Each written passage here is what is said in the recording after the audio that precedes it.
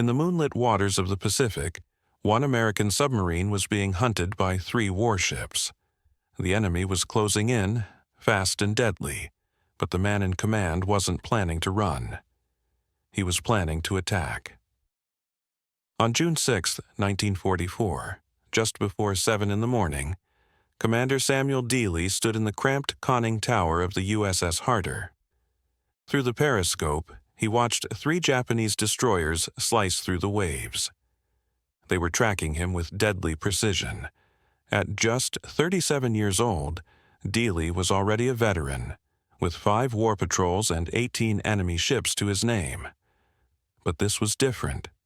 The Imperial Japanese Navy had sent these ships with a single, clear order: eliminate the American submarine that had been disrupting their supply lines. This wasn't a chance encounter, this was a dedicated hunt. What kind of man, facing such overwhelming odds, would choose to fight instead of flee? Until the spring of 1944, American submarine doctrine was simple. If you see a Japanese destroyer, you get away. A destroyer could cut through the water at nearly 40 miles per hour. A submerged submarine, by contrast, struggled to reach 10. The math was brutal and unforgiving. Between the attack on Pearl Harbor and March of 1944, Japanese destroyers had sunk 14 American submarines. In that same period, not a single American submarine had managed to sink a Japanese destroyer, while both were actively engaged in combat. It was considered a suicide mission, but Commander Dealey had decided to change the math. Just a few weeks earlier, on April 13th, the destroyer Ikazuchi charged his position at full speed. Every officer on Harter's Bridge expected their commander to do the sensible thing: dive deep and run silent. Instead, Dealey ordered his submarine to turn and charge straight at the enemy. At a distance of only 900 yards, Harter fired a spread of 4 torpedoes. 2 of them struck the destroyer right in its middle. The warship exploded and vanished beneath the waves in less than 5 minutes. Dealey's radio report back to base became legendary across the entire Pacific submarine force. It was short, direct, and almost unbelievably calm. Expended 4 torpedoes and 1 destroyer. But could a trick that worked once work again, against an enemy that was now actively hunting for him? The Japanese High Command was not amused.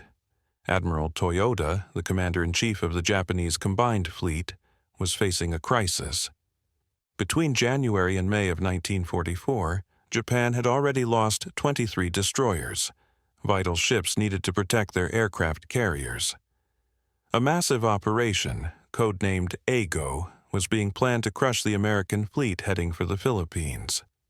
Losing destroyers to a lone submarine threatened to unravel the entire plan.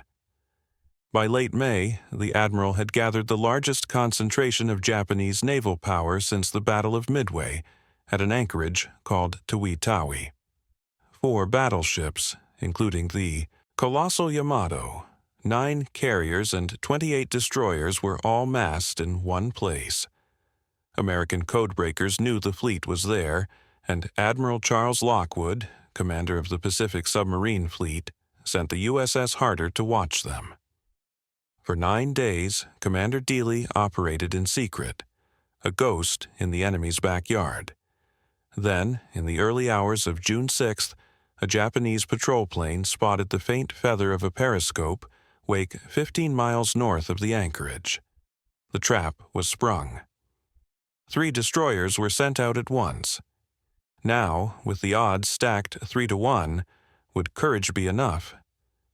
Through his periscope, Dealey studied the lead ship, the Minizuki. She was a formidable vessel, over 1,200 tons, armed with 4 5-inch guns, and she was closing the distance with terrifying speed. Behind her, 2 more destroyers fanned out, creating a deadly triangle designed to box the submarine in. Yet again, Dealey did the unthinkable. He swung Harter's bow to face the charging warship head-on. The range was just 1,100 yards. They had 96 seconds until impact. Every man in that conning tower knew what their commander was doing. They called it a down-the-throat shot. You fire your torpedoes straight into the teeth of an attacking destroyer, and then you dive as deep and as fast as you can, praying you can get underneath her keel before she passes over you. If your torpedoes miss, the destroyer drops a full pattern of depth charges directly on your position. If you dive a second too late, the warship's steel bow will slice your submarine in half. It was a maneuver that left no room for error. At 750 yards, Dealey gave the order, "Fire." 3 torpedoes shot from their tubes. "Take her down, 300 feet." The submarine's bow pitched down at a steep 30-degree angle, plunging into the dark depths. 40 seconds later, 2 massive explosions shook the Harter so violently that glass shattered and men were thrown from their feet. A third, even more powerful blast lifted the submarine's stern 6 feet into the air before slamming it back down. Dealey carefully brought his boat back to periscope depth. Where the Minizuki had been just moments before, there was only a patch of oil and splintered debris. The destroyer had been broken in 2 and was already gone. In the distance, Dealey could see the other 2 destroyers, but they weren't charging. They were racing away, dropping depth charges almost randomly into the empty sea. They seemed utterly bewildered. What could have possibly been going through the minds of those other 2 Japanese captains? Did they believe they were facing more than one submarine? Did the sheer violence of the explosion make them think their own ship was the target? Or was it simply that the fundamental rules of naval combat, as they understood them, had just been completely rewritten in a flash of fire and steel? The answer to that question was lost to the depths, along with the remains of the Minizuki. The news of the Minizuki's sinking reached Admiral Toyota by 9 that morning. His response was immediate and furious. He ordered 6 more destroyers to join the hunt. By noon, Japanese patrol planes were crisscrossing the skies every 20 minutes, scouring the ocean for any sign of the American submarine. The hunters had become the hunted, but Commander Dealey wasn't finished. He wasn't even close. He simply took the Harter deeper into the shadows of the sea, waiting for darkness to fall, knowing that the night would offer him another chance. Just after 2:30 in the morning on June 7th, the Harter surfaced to recharge her batteries. The night was perfect for a submarine. A heavy cloud cover blotted out the stars, and with no moon, the sea was a blanket of black. These were the conditions submariners dreamed of, a cloak of invisibility that allowed them to move unseen. Then, just after 3 in the morning, the radar operator called out a contact. A single ship, 8,000 yards away, closing fast. The vessel was moving at 28 knots, almost 32 miles per hour. There was only one thing it could be: another destroyer. The ship was the Hayanami. Her captain, Commander Kuboki, had been searching for the American submarine since 1 in the morning. He was exhausted, and his orders were to return to base. In the dead of night, with visibility near zero, no one expected a submarine to risk a surface attack. The very idea was against all conventional wisdom. Submarines were creatures of the deep. They attacked from below, using stealth, not speed. But Dealey was not a conventional commander. He ordered flank speed. Harter's powerful diesel engines roared to life, pushing the submarine to an impressive 21 knots. He was deliberately closing the distance, trying to get inside the destroyer's effective radar range before they could get a clear picture of him. At 4,000 yards, the Hayanami's radar operator finally picked up the contact. It was small and moving fast. He likely assumed it was just another friendly destroyer returning to the anchorage. But at 3,000 yards, Commander Kuboki realized his fatal mistake. It was an American submarine, and it was charging him on the surface. He ordered his own ship to flank speed and turn to ram the submarine, the classic destroyer countermove, but it was far too late. Dealey had already set his trap. At 2,300 yards, he fired 4 torpedoes. 2 of them slammed into the Hayanami's starboard side, right near the aft magazine where the ammunition was stored. The resulting explosion was catastrophic. It tore the destroyer's entire stern completely off. The ship rolled over 90 degrees, her propellers still spinning uselessly in the air as she slid beneath the waves, stern first. Commander Kuboki and 147 of his sailors went with her. Dealey submerged immediately. He knew that Japanese patrol planes would be overhead within minutes. He had now sunk 2 destroyers in less than 24 hours. He had done the impossible not once, but twice. The Imperial Japanese Navy was now hunting him with everything they had. Back at his headquarters, Admiral Toyota was incandescent with rage.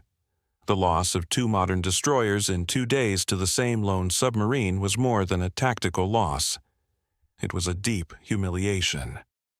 He pulled 8 more destroyers from vital convoy escort duty and organized them into dedicated hunter-killer groups.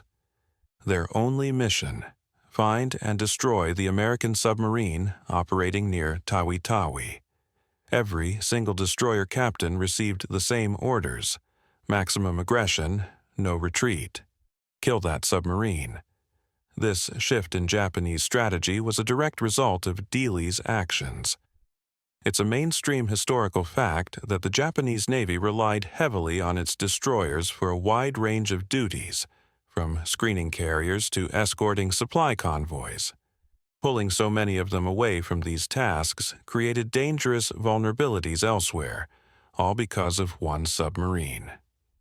But here's a lesser-known detail from that time. Some Japanese destroyer captains had started carrying ancient samurai swords with them on the bridge. It was a gesture of defiance, a symbol that they would rather go down fighting than retreat.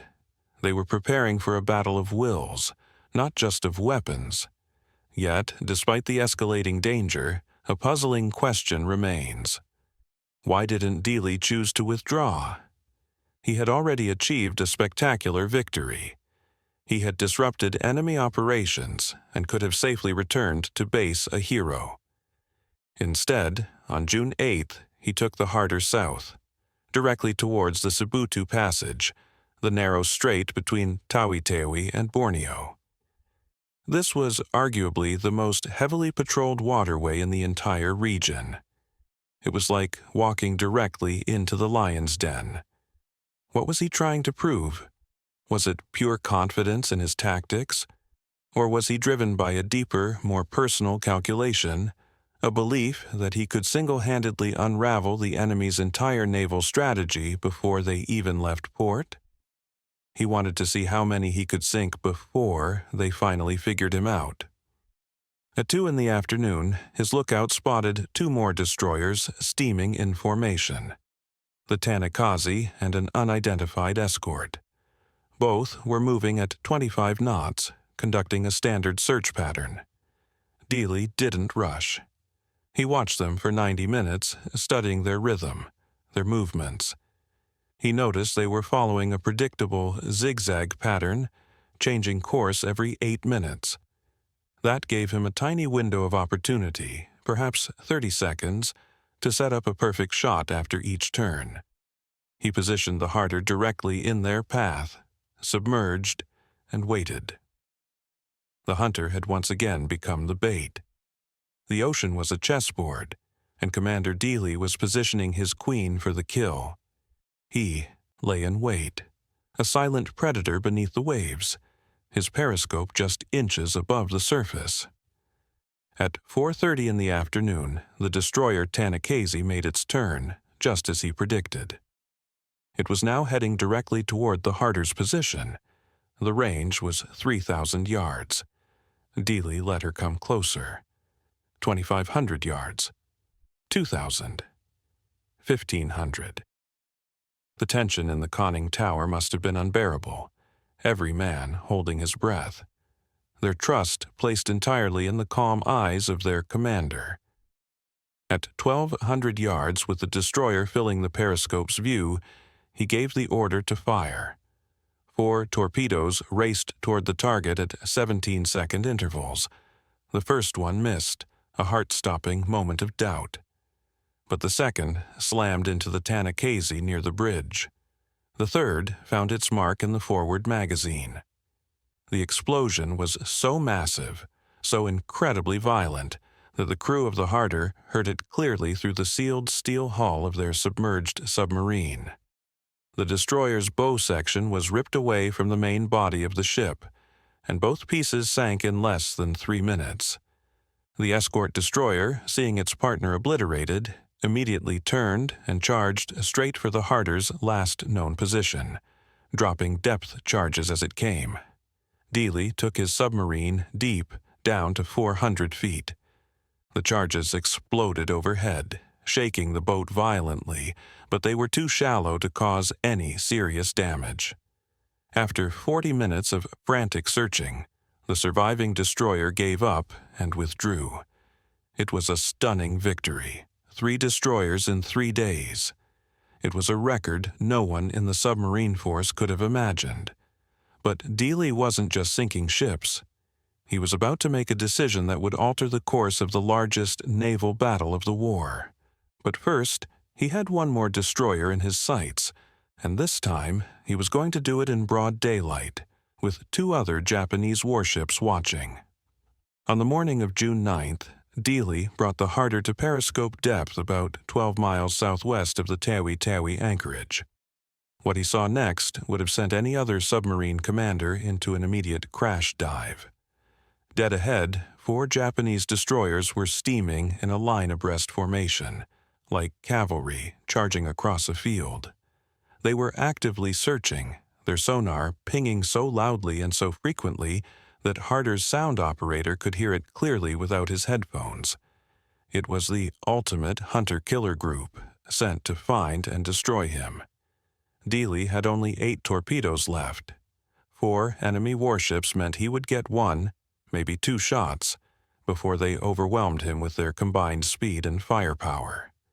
He studied their formation through the periscope. The lead destroyer was zigzagging aggressively, making it a difficult target. But the second ship in the line was holding a steady course. That was his target. At 12 minutes past 6 in the morning, the second destroyer turned directly toward the Harter. The range was 4,000 yards. Dealey waited. 3,000. 2,500. The patience required for such a moment is almost impossible to comprehend. At 1,800 yards, he fired 3 torpedoes. All 3 struck the destroyer's port side within 5 seconds of each other. The ship didn't just sink, it disintegrated. The explosion was so powerful that debris was thrown 300 feet into the air. The warship rolled over and was gone in 90 seconds.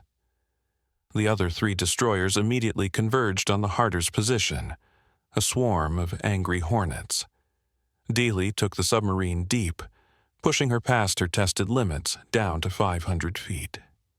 The depth charges began to explode, 23 of them in the first 10 minutes alone.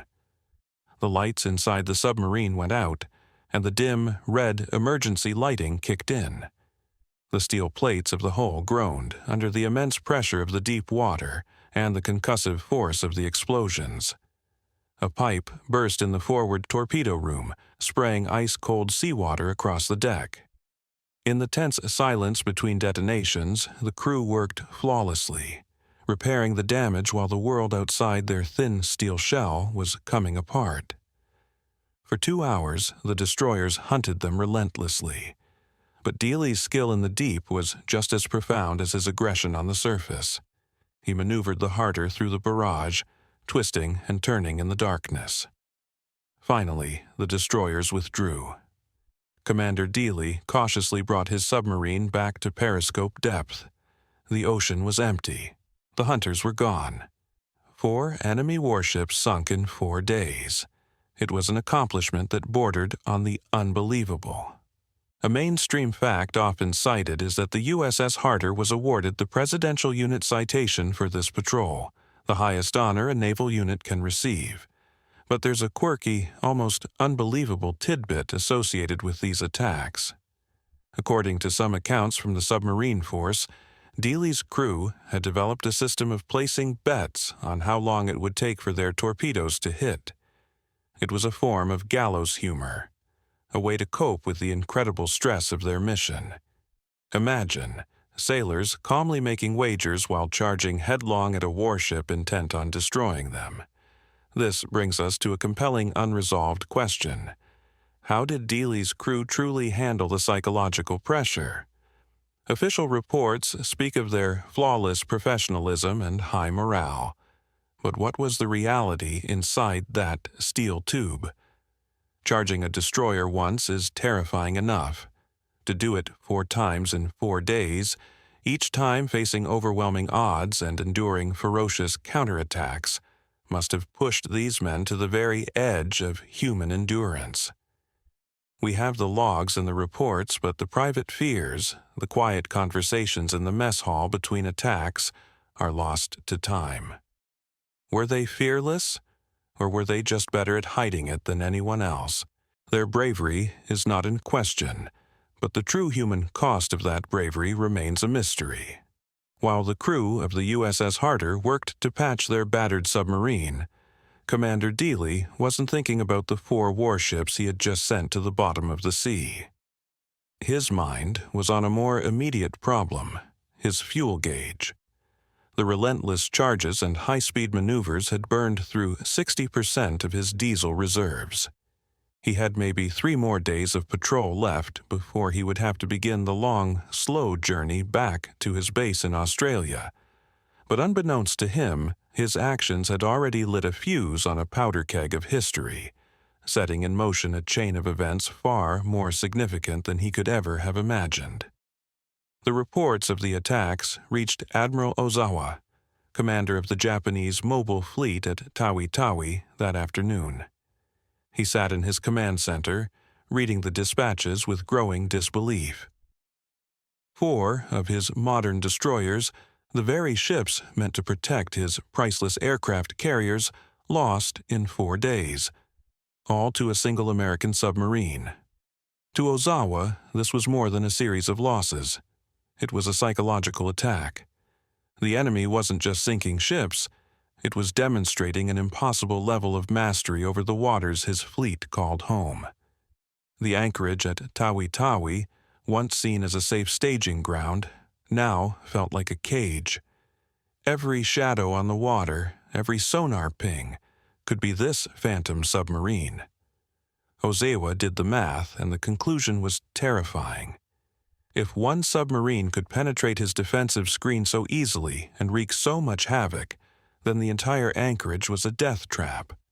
The most powerful fleet Japan had assembled since Midway was sitting vulnerable, like a flock of birds watched by a hawk. He sent an urgent message to his superior, Admiral Toyota.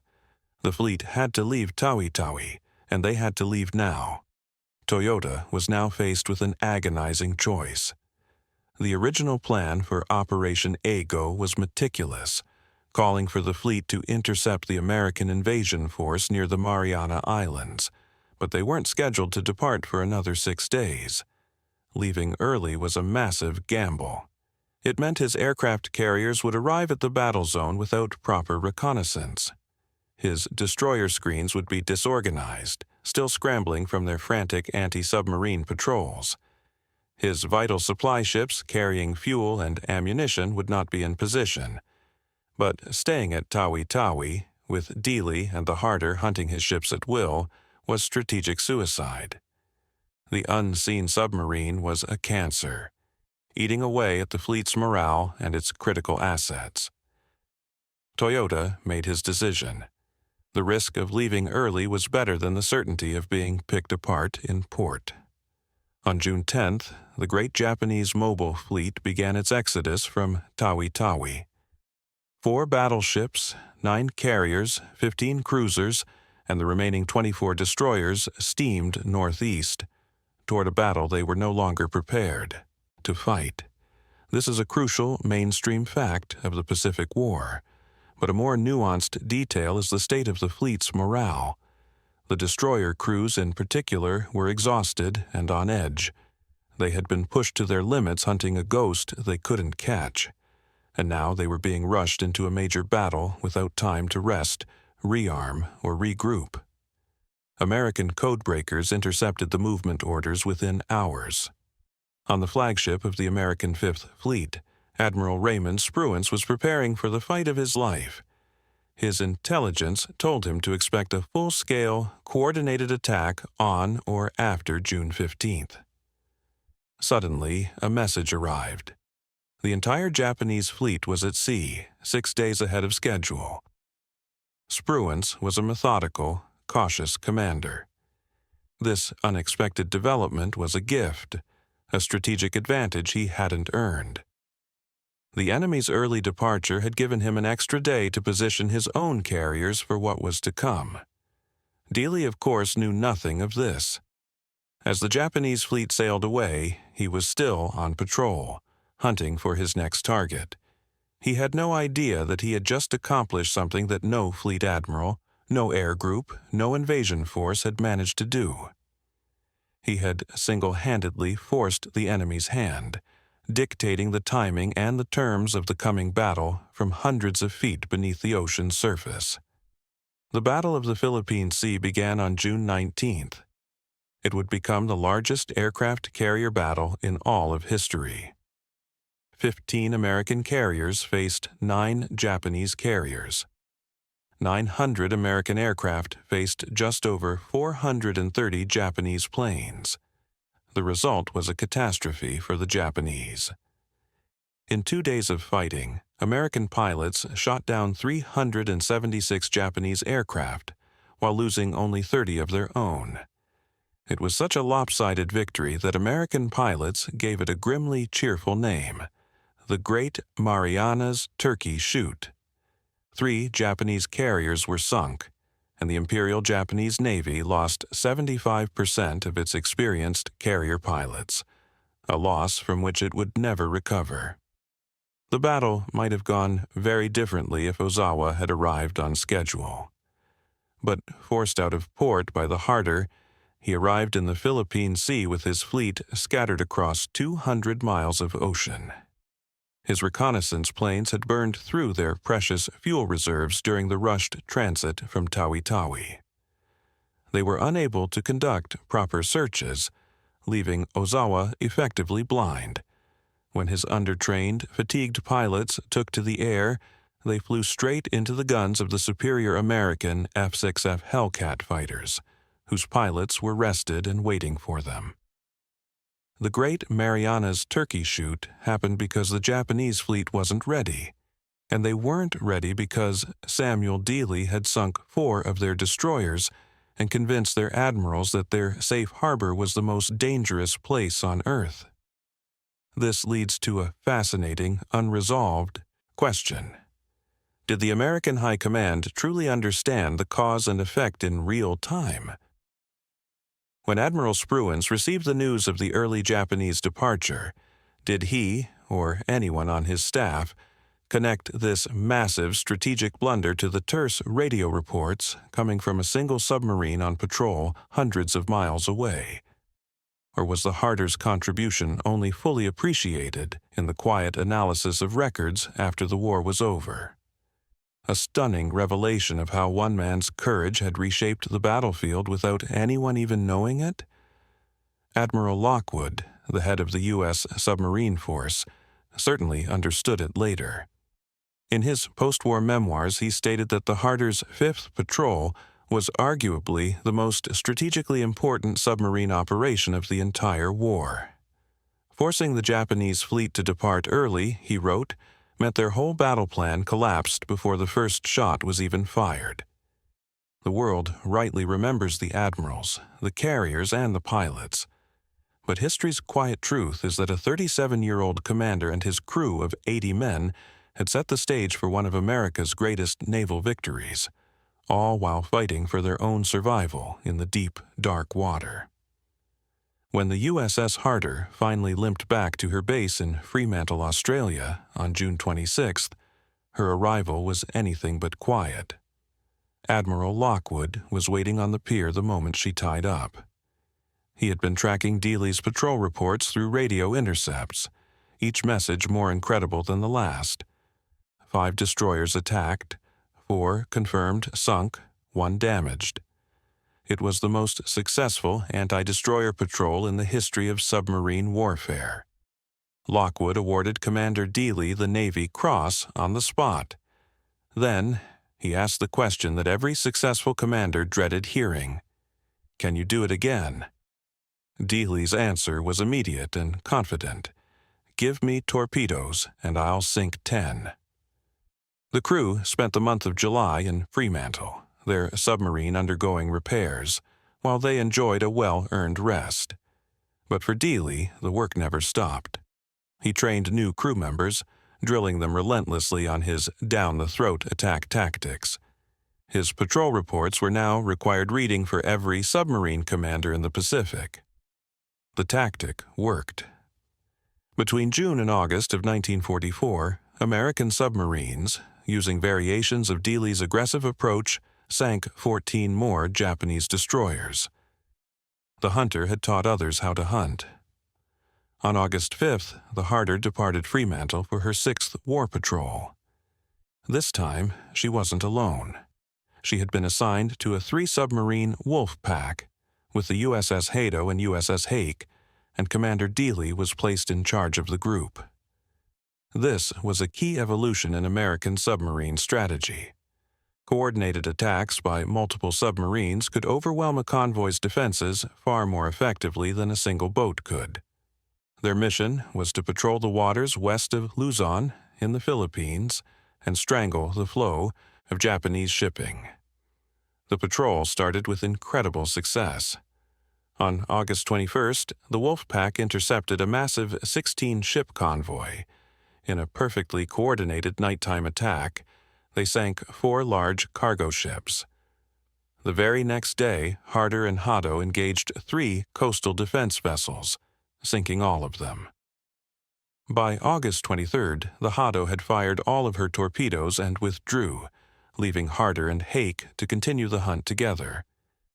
But their success had not gone unnoticed. The Japanese had been listening. Japanese intelligence had intercepted the radio transmissions between the 3 submarines during their attacks. They knew a wolf pack was operating off the coast, and they had a good idea of where. This time, they weren't sending standard destroyers. They sent something special to deal with them. A quirky but deadly detail of this late war period was the type of ship the Japanese used for this role. They were often small mass-produced escort ships, not the glamorous fleet destroyers Dealey had hunted before. American sailors sometimes called them sea trucks, but these ships, like the escort-designated CD-22, were equipped with newer, more advanced sonar and depth-charge projectors. They were built for one purpose: to kill submarines. At just before 5 in the morning on August 24th, the USS Hake was submerged, watching the Harter on the surface about 4,500 yards away. Both submarines were preparing to attack a damaged Japanese ship. Then, the Hake's sonar operator heard a sound that made his blood run cold. The distinct rhythmic ping of active sonar. Echo ranging. It was close, and it was getting closer. 2 Japanese escort ships, CD-22 and a minesweeper, were closing fast on the Harter's position. They were moving at 18 knots, their sonars actively sweeping the sea. The captain of the Hake immediately ordered his submarine deep and silent. Through his periscope, he watched the 2 enemy ships bear down on the unsuspecting Harter. His radio operator tried desperately to send a warning, but there was no response. Had Dealey already seen them? Was he preparing to dive? Or was his radio simply off? At 5:30, the Harter finally crash-dived. The Japanese ships were less than 2,000 yards away. Dealey had seen them at the last possible moment. This leads to the most painful, unresolved question of the Harter's story. Why was Dealey caught on the surface? After 6 patrols, he was one of the most experienced and cautious commanders in the fleet. Some theories suggest a moment of overconfidence, a belief that he could handle any threat. Others speculate about a failure of his own radar, or that his lookouts were simply blinded by the morning glare on the water. But perhaps the most likely answer is the simplest. The new Japanese hunters were just that good, their approach just that quiet and fast. We will never know what happened in those final moments on the bridge. Dealey took his submarine down, fast, at a steep 35-degree angle. But in his haste, his diesel engines were still running as the boat submerged, leaving a massive trail of churning water and bubbles on the surface, a perfect marker pointing directly to his location. The sonar operator on CD-22 had a flawless contact. The escort ship's captain didn't hesitate. He made his first pass and dropped a full pattern of depth charges, set to explode at 250 feet. The explosions bracketed the Harter perfectly. The pressure hull cracked. Seawater flooded the after-torpedo room under tremendous pressure. The submarine's bow rose sharply as the heavy stern dragged her down. In the control room, Dealey ordered all ballast tanks blown in a desperate attempt to reach the surface. But it was too late. There was too much water. 5 minutes later, CD-22 made a second pass. This pattern was even closer. The explosions ruptured the main pressure hull in multiple places. The control room flooded. All power failed. The emergency lights went dark. At 600 feet, far below her maximum operating depth, the hull of the USS Harter began to implode. Bulkheads collapsed, and compartments were crushed like tin cans. In less than 3 minutes from the first impact, the submarine was gone. The Hunter, the destroyer killer, the most feared submariner in the Pacific, was lost with all 79 men aboard. From the periscope of the USS Harter, her captain could only watch in silent horror as a slick of oil and debris rose to the surface, marking the final resting place of their friends. The message from the USS Harter, describing the loss of the Harter, reached Admiral Lockwood on the morning of August 25th. The news was a devastating blow. Dealey wasn't just a successful commander. He was a symbol of a new, aggressive spirit that was turning the tide of the submarine war. Lockwood immediately suspended all submarine operations in the area, ordering every boat to withdraw to safer waters. In early September, the Navy Department made a brief announcement. The USS Harter was presumed lost with all hands.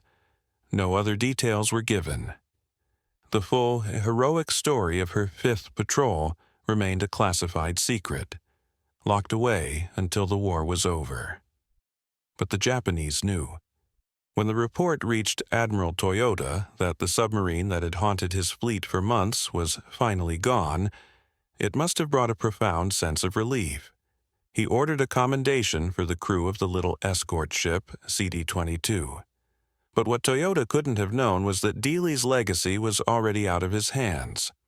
The tactics he had pioneered were now being used by submarine commanders across the entire Pacific. The down-the-throat attack had become a part of the American submarine doctrine. Dealey had proven that submarines could hunt warships. He understood a critical fact about his enemy. They expected submarines to run. When a submarine charged instead, it created a moment of hesitation, of confusion, in the mind of the destroyer captain. That hesitation, often lasting only a few seconds, was a fatal window of opportunity. By the time they reacted, the torpedoes were already in the water. By the end of the war, American submarines using variations of Dealey's tactics had sunk a staggering 214 Japanese warships, including 38 destroyers. The Harter alone accounted for 4 of them in just 4 days. On March the 27th, 1946, President Harry Truman stood on the White House lawn and presented Commander Samuel Dealey's Medal of Honor to his widow, Edwina.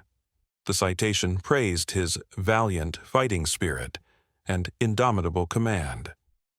His name would live on in the Navy, with a destroyer escort commissioned in his honor.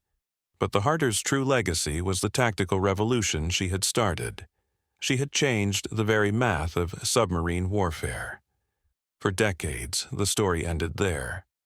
A hero lost at sea, his final resting place a mystery somewhere in the depths of the South China Sea. Families of the 79 men who died had no grave to visit, no place to find closure. This is a well-known part of the story. But here is a lesser-known, poignant detail. For years after the war, surviving submarine commanders who had served with Dealey would meet informally. They called themselves the Dealeyites, and they would analyze and debate his tactics, ensuring that the lessons learned from the Harter were never forgotten, passing them down to new generations of submariners. Then, on May 22, 2024, 80 years after she sank, a stunning announcement was made.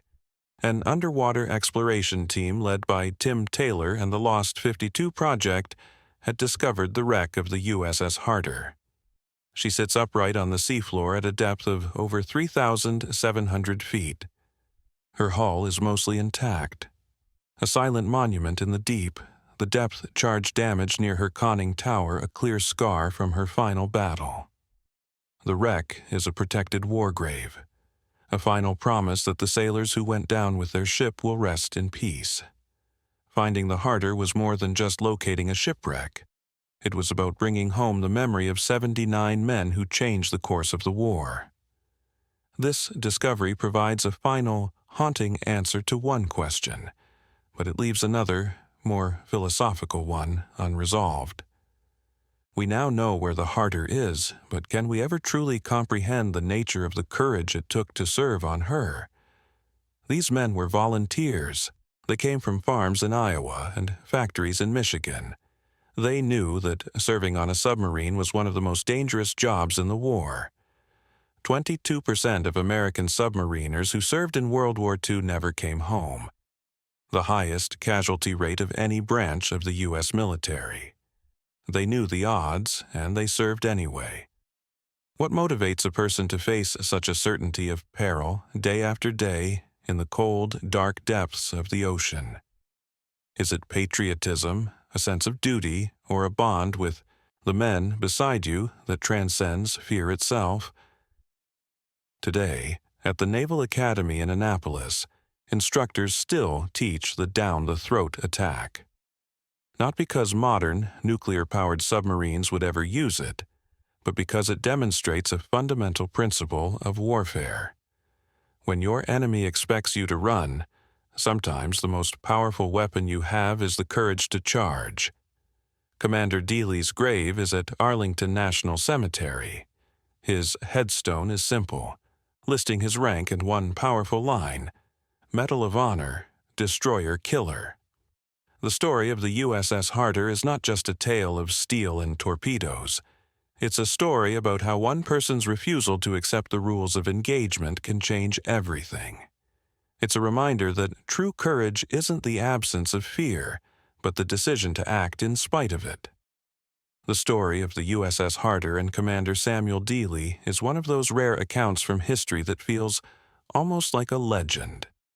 It's a story of incredible daring, of a David and Goliath battle fought not once, but over and over again in the space of a few short days.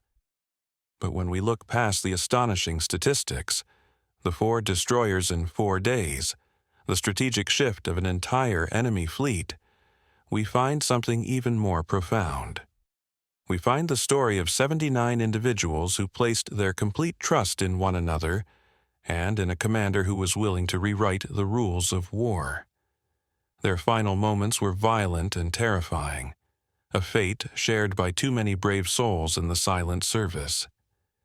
For 80 years, their only memorial was the vast, indifferent ocean. But the recent discovery of their submarine on the seafloor brings a quiet, powerful sense of peace. It closes a circle.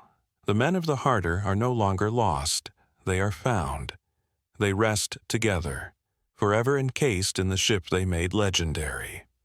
Their story serves as a vital reminder that history is not just made by grand armies and famous generals. Sometimes it is shaped by a small group of determined people in a cramped steel tube, deep beneath the waves, led by a commander who believed that the best way to defend himself was to attack. Their courage created a ripple that turned into a tidal wave, altering the course of the largest naval battle ever fought. And in remembering them, we honor that quiet, unyielding bravery that lies at the very heart of the human spirit.